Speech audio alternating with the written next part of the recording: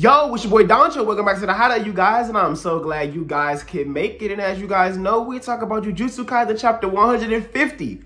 Yo, Maki went Kill Bill mode, full berserk. The woman trying to get revenge.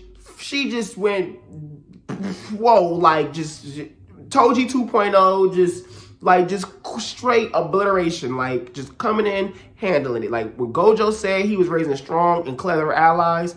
And now we are seeing that shit coming to fruition. Things are starting to pan out. Things are starting to move forward. Jujutsu Kaisen is getting crazier and crazier and crazier, you guys. And I just hope that you guys are all with me on this crazy ride and enjoying it as much as I am, okay? Like, we just got a lot to talk about. So before I get into anything else, like I always say, if you like this content, make sure you hit that like button, make sure you hit the subscribe button, and hit the bell icon so you don't miss any more of this content. Notification gang, let them know you are here below in the comments, all right, you guys? And if you want to subscribe to my Patreon, you can also do that in the link below. I'll be bringing the Doncho Domain podcast to you guys. First episode will be tomorrow or Monday when this is being recorded, you know what I'm saying? So you guys come and check that out. But before we get into the rest of this, intro.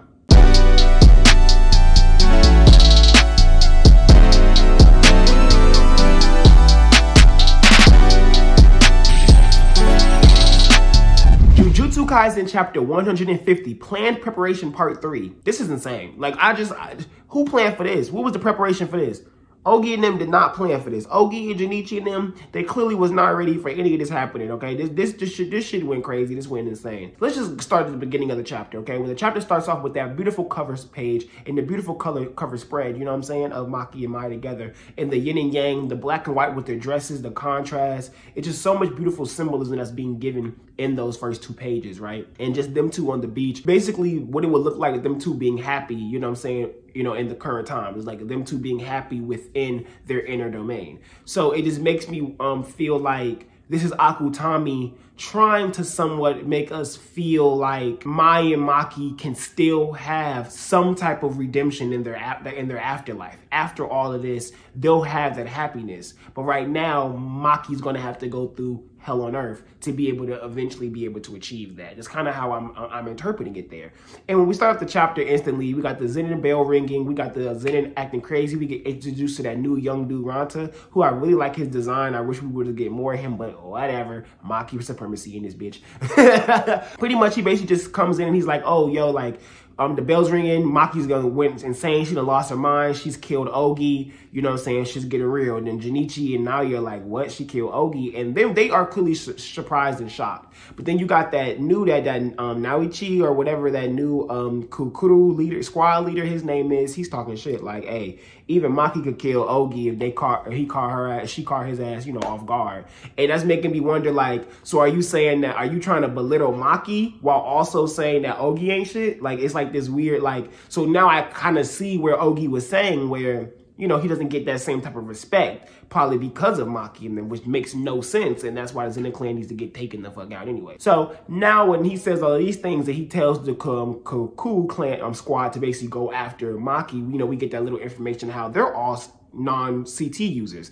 They don't have curse techniques. Now, this is what I find very interesting. If this is a squad of all of these men, there's a whole bunch of these men who were born in the Zenin Clan who do not have curse techniques. Now, this just makes me wonder, does that mean these people can see curses but just don't have curse techniques? If that's the case here, bear with me, I'm about to bring this full circle. If that's the case, does that mean the Zenin Clan has some type of connection to heavenly restriction where they have a lot of users within their clan of it, where are a lot of people within their clan who can see curses and stuff of that nature, but don't necessarily have curse energy, or aren't necessarily able to use curse techniques? So if that's the case, that's why it makes so much more sense to me, because I always wondered, the fact that someone like Toji's born in the Zenin Clan, then someone like Maki also, and Mai being born in the Zenin Clan as well, that's wild, right? So now that we know we have this whole squad full of members who are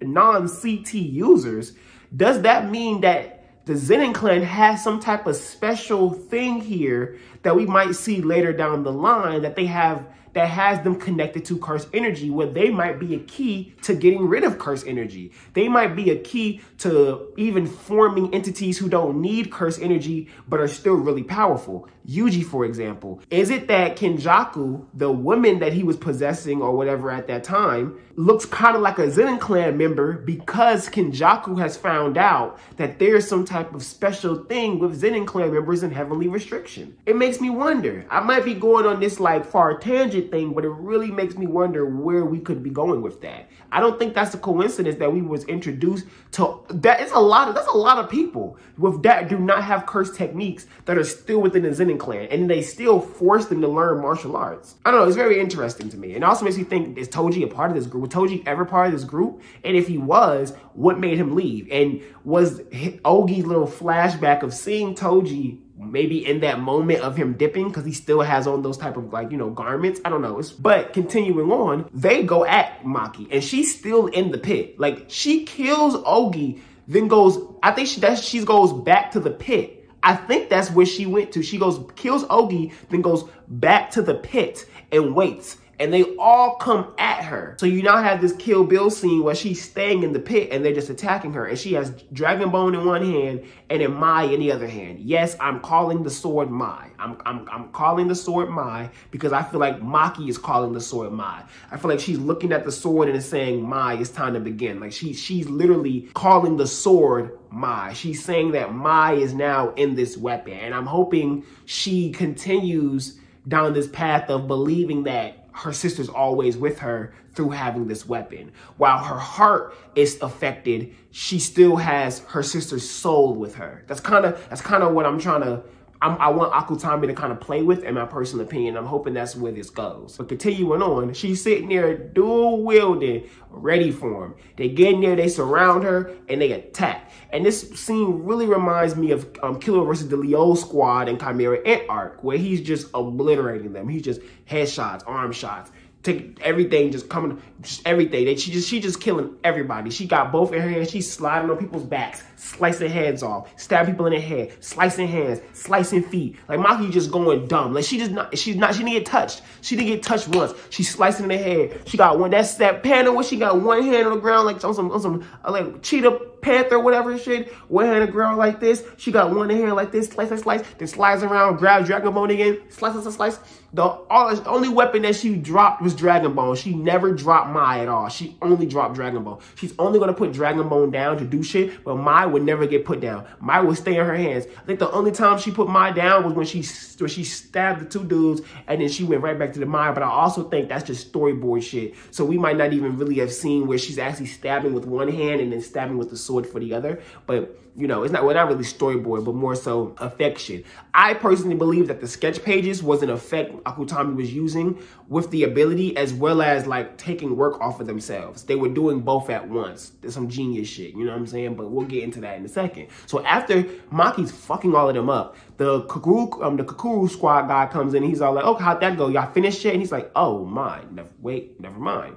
Y'all just got fucking offed. And he seems like he's pretty fucking scared. He's pretty fucking nervous, right? So then Chojuro is who the leader dude names him, is the guy who does the Netero hand like shit, where he puts his hand together, hands on the ground, and it causes the ground to create, like, you know, hands literally that look like you know, the hands from Netero shit, and it's just a clap move. It doesn't, the hands can't like punch. So they seem to be only a clap move, because even when he does it at her forward, he sends it just straight, but it's still a clap. It isn't like a punch, nothing. It's just a straight clap. So when he initially does it, he sends it under Maki, sending her into the air, hoping to clap her down. And she takes this direct hit. Now, we don't see necessarily how she gets out of these things. That's the effect that the same type of parallel effect we get from Toji, where we see wild ass crazy shit happen to Toji and he gets out of it. You know what I'm saying? Because he has like this immunity to curse energy. That's kind of how Yuki described it. So I'm wondering if when we get deeper into this immunity to curse energy is kind of why they can take such heavy curse energy attacks and still be okay, unless there's something like reversed curse energy like Gojo used that completely obliterated Toji. And then Toji had to kill himself when he died when he fought against Megumi. He stabbed himself with the cursed weapon. Now, I don't know if that means cursed energy doesn't affect them as well unless they allow it to, like when he killed himself, or if cursed energy just really doesn't affect them, like it hits them, but they have more durability against that cursed energy. But something like reverse cursed energy or positive energy is gonna fuck them up because it's not cursed energy. You gotta get what I'm saying? That's kind of where I'm trying to go with that, and how my mind is kind of processing Maki being able to get hit blunt force with these things. Even Toji get hit blunt force with stuff and still just take it. So it's really cool seeing all that happen. After the Karusuka gets wiped out, Chojiro, whatever he is, jumps in this bitch, we get the explanation of the Hei. And I looked into what Hei means, and apparently Hei means like abuse, breakage, vice, all the type of different things. So it's really cool that it's like this really negative name for this group of Zenin who I like hate. You know what I'm saying? Like, I mean, I love them because they're Zenin, but I hate them because who they are. You know how they act. But basically, I think it's finding it really cool that that was the name that was given to them, and then now, yeah, everyone is their leader. I think that's awesome, really, really awesome. Like, just really, really cool. Just very cool shit that Akutami is doing with the wordplay and symbolism. But that's what, you know, Japanese mangaka do. They're really good at this type of stuff. To continue on, though, we get the description that they are semi-grade 1 and above, certified by Jujutsu High.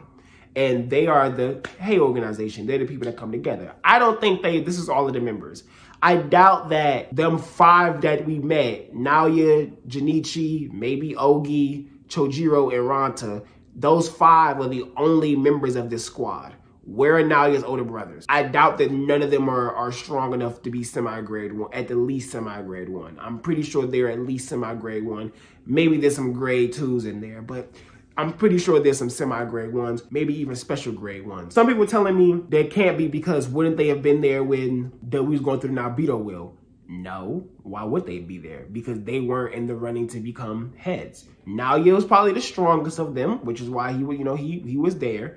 And then you have Ogi, the older brother to Naobito, and then Junichi, who we don't know exactly who he's related to in terms of connection between Ogi and Naobito. I'm assuming he's related to them as well. You know what I'm saying? He's their brother as well, I'm assuming. So if they're all that close knit like that, that makes sense. They were the ones to be there, right? Everybody else wouldn't be there. They're not as strong. They're not in the running to be the head. Now they may be like Ranta wasn't there, but we still got introduced to him. The Chojiro dude wasn't there, but we still get introduced to him as Hei members, right? It makes me start to feel like the older brothers of Naoya that complained about Toji, they complained about Toji, but they weren't as like powerful. So they can complain all day, but they never probably ever even thought to fight that nigga. They never even thought to fight Toji, right? Now that Maki's doing everything that she's doing, Megumi's technically the head now, I'm thinking anyone who said to themselves, we want to support Megumi Fushiguro because of his relationship with the Zenin clan is not trying to kill Maki. The reason why I say that is because clearly Maki and Megumi have a relationship. If you want Megumi to be your head, why would you come after Maki? So right now in my mind, I think people have to see it like this. The Zenin clan is split. The Zenin clan is split between the people who want Megumi to now lead them and the people who don't want Megumi to lead them. I think everyone who doesn't want Megumi to lead them are not people who think like Junichi and the rest of them, aka the people who need to be destroyed from the Zenin clan. And the people who think more so we need Megumi so our relationship with the Gojo clan is fixed and things of that nature, they're thinking more longevity, how the Jujutsu world is changing, shit like that. So in other words, they won't attack Maki. They might even be there right now, but when that bell rung and they realized Maki was on his rampage, they said, nah, we're not even going to deal with this because we kill Maki, Megumi's not going to fuck with us. And we need Megumi to fuck with us. And then the whole Kamo thing, Megumi got a good relationship with the Kamo clan. I think there are certain Zenin clan members who they want Megumi to lead because they know, okay, the Jujutsu world is changing. Gojo just got locked up. Why would they care about being in good terms with the Gojo clan if their head is now gone? That means the Gojo clan still has something that has to be fucking worth caring about by some people in the Zenin clan still feel like the Gojo clan has some type of importance. 2, they probably think that Gojo will be back. I don't blame them. They probably think Gojo will come back eventually, y'all. He's gonna come back. And when he does, we need to be on the good side of this. That sounds genius to me. That's kind of how I'm thinking that what they're going with here. But I don't want to get sidetracked too much. But basically what I'm saying is I think there'll be a new type of Zenin clan form that might even be called the Fushiguro clan. Who knows? But anyway, continuing on with this new team we get introduced to, they all decide, okay, now we got to go try to kill Maki. So Maki breaks out that first hit. She's like, I'm coming at you niggas. Chojuro dude sends another one sends another one of his hand things, like I said, but it goes straight to her. None of the underground should go straight to her. She gets out of it like it's nothing, comes in, starts 1v2ing the Chojuro dude and the Kokuru squad leader dude, Naochi, whatever his name is. And she killed them two niggas. Them two niggas in shock. They sitting there like, this the same Maki, like, and this is when the sketch pages come into play. Now the thing about the sketch pages, like I said before, is that I feel like Ranta's ability, when he does the eye thing, that's when the pages start becoming kind of scribbly. But if you pay attention, the background is normal. The backgrounds are normal. Now, some people, you could say this may be storyboarding, but any storyboarding pages I've seen in the past, backgrounds are done last. You usually do the characters and then you make their backgrounds. You don't make their backgrounds and then the characters. But also mangaka can have different processes, right? So I'm not gonna say it has to be that. But based on what I was reading, how I interpreted it, Akutami to take, you know what I'm saying, weight off of themselves, they let these pages be more on the sketch rough end, but also use it as a visual effect to show Ranta's eyes affecting Maki, causing her to not see shit regular, but then also still like pausing her, holding her down. You see the characters, you know what I'm saying, kind of induced in that moment, sketch-like, but the backgrounds and things of that nature are drawn normal. Even the ground near Ranta is drawn defined. Drawn very defined, right? It is when Maki starts to break out that the pages start getting better, the drawings get better, and then she literally scratches his eyes, the visualization of his eyes that are shown. When she scratches them off, the page goes back to normal. Everything goes back to normal instantly. Instantly, everything goes back to normal. And then the rest of the chapter is just boom, you know what I'm saying, everything back. And his eyes start bleeding, you know, all of that stuff. So I find his ability actually pretty cool based on how it seems to work. But I think Akutami did a cool thing of, okay, I'm going to take some work off of me because I've been tired recently, but then I'm also going to use this as a way to play with the ability and how it shows. And I think that was really fucking cool. I really love that. When she does that and breaks out of it, Junichi looks back like knowing that something's going to happen to Ranta. And Ranta's like, Junichi, don't falter, keep going.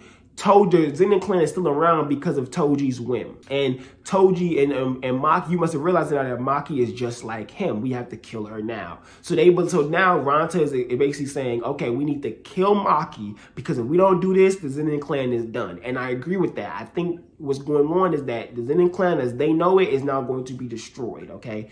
There is going to have to be some forceful reformation here going on, because when people only know force and they try to end it with force, now you got to end it with force, right? People be trying to get all this type of things misconstrued. She's now bad. She's not doing what Gojo wanted. No, you're not truly, you know, dissecting what's happening here. They're not just deciding, oh, I'm just going to go kill people. They have to defend themselves. There's nothing wrong with defending yourself, and that's what Maki's doing here. She's defending herself. Boom, you gotta live, bro, and that's what's gonna happen, okay? So, continuing on, Ranta, like, you know what I'm saying, he's like, do what Junichi did. Junichi does this awesome, like, you know, coming down with these fists and their hands coming down thing, and really another, like, Hunter move. It also reminded me of Netero's move shits. I'm trying to think, there's another character who does hand moves like that, and I can't remember who it is. And I want to say it is a Hunter character, but I'm not entirely sure. But I don't think it's a Hunter character. I think it's another show, and I just can't put my mind on it. But it's just really, really cool, and I really love seeing stuff like that, especially with making all those giant craters in the ground and stuff. Oh, it's so awesome. But he lands in there to fight Maki in that smoke, and whatever happened in that smoke, he ain't want it. Because, boy, all you see is Maki coming out. Junichi talking about, you did it, Junichi. Did what? Died, nigga? You did. Ranta literally dies thinking that Junichi won for Maki to walk past him with Junichi's head. Throws his head in a lake right there. Then Naoya comes from the side and goes, "How, don't you have a heart?" She's like, he's like, how mean, don't you have a heart? And then she just looks at him and goes, no, it was taken from me. Woo! Bars.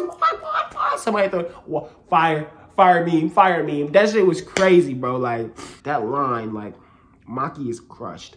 And what's so crazy is, like, in the beginning of the chapter when she had that moment of saying, that was the best path for us, me and Mai just being together, it automatically made me think of Toji when he goes, I wanted to destroy the Zenin clan. But I thought I threw that petty pride aside. I thought I told myself, I'm past them. I'm above them. And that's what Ranta meant when he said Toji's whim. Toji's whim was, nah, I'm above y'all. I ain't even gonna deal with y'all. But that really wasn't a whim. That was him trying to escape their curse. He was trying to escape the curse. And he believed going into fighting all of them was only feeding into the curse. Well, Maki's here doing the opposite. She like, I'm offing y'all. That's it. I'm killing y'all. And I respect it. The key difference between why Maki is doing what she's doing versus why Toji didn't do what he did was because Toji really didn't have anything taken from him. He just never had anything. So then he said, I'm going to go get something. Maki had things taken from her. Her sister was taken from her. She was fighting for her and that was taken from her. So now she's going to take from you. And I respect that. So I just would like to know what you guys think in the comment section below. Tell me what you guys think. I'm here for it. Share with me. Tell me your thoughts, what you like, what you didn't like. I'm ready for it. Hit the like button. I'm excited, you guys. I love it when you guys come back. I'm glad you guys are here to support it. This chapter was hype. Hopefully we get a Fushiguro clan in the future. That's all I got for you guys, folks. I love you guys. Nacho out. Peace. Young noise.